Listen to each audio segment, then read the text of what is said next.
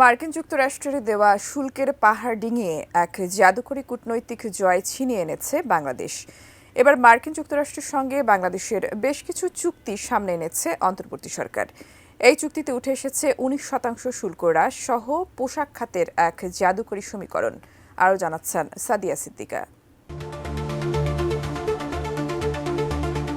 বাণিজ্য রাজনীতির উত্তাল সমুদ্রে বাংলাদেশের জাহাজকে সুরক্ষিত রেখে এক বিশাল কূটনৈতিক বিজয় ছিনিয়ে এনেছে অন্তর্বর্তীকালীন সরকার।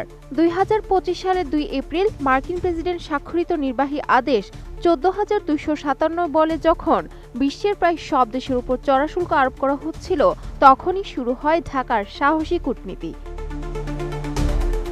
রবিবার মার্কিন যুক্তরাষ্ট্রের সঙ্গে সম্পাদিত বাণিজ্য চুক্তির কিছু অংশ প্রকাশ করেছে অন্তর্বর্তী সরকার। সেখানে দেখা যায় দীর্ঘ 9 মাসের ঊর্ধ্বশ্বাস আলোচনা আর গঠনমূলক দর কষাকষির পর যুক্তরাষ্ট্র বাংলাদেশের জন্য নির্ধারিত শুল্ক হার কমিয়ে 19% নামিয়ে আনতে রাজি হয়েছে। RICL TMX, যুগের পর যুগ স্থাপনা থাকে মজবুত। বাণিজ্য মন্ত্রণালয়ের নেতৃত্বে এনবিআর ও ওয়াশিংটনস্থ দূতাবাসের এই সফল মিশন বাংলাদেশের রপ্তানি বাণিজ্যে এক নতুন প্রাণের সঞ্চার করেছে। এই চুক্তি তুরুপের তাস হল বাংলাদেশের তৈরি পোশাক শিল্প।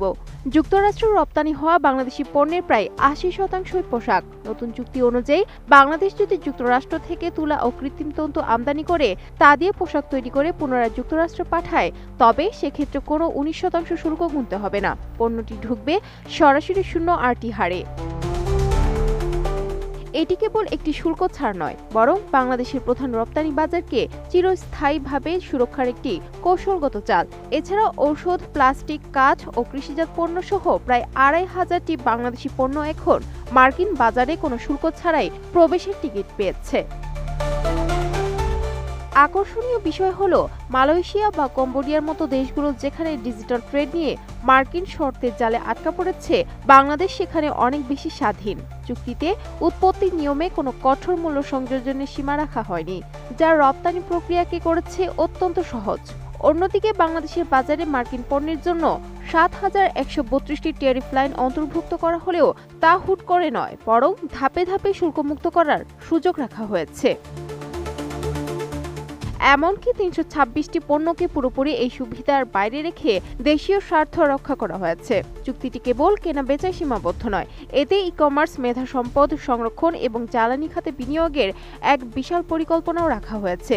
মার্কিন FDA সনদ থাকলে মেডিকেল ডিভাইস আমদানিতে আর আমলাতান্ত্রিক জটিলতা থাকবে না।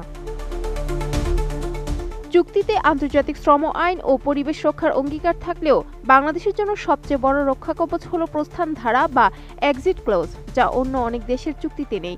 সব মিলিয়ে এই ঐতিহাসিক ART চুক্তি কেবল শুল্ক কমাবে না, বরং বিশ্ববাজারে মেড ইন বাংলাদেশ ট্যাগকে আরও প্রতিযোগিতামূলক ও শক্তিশালী করে তুলবে। Sadia Siddika, ATN news.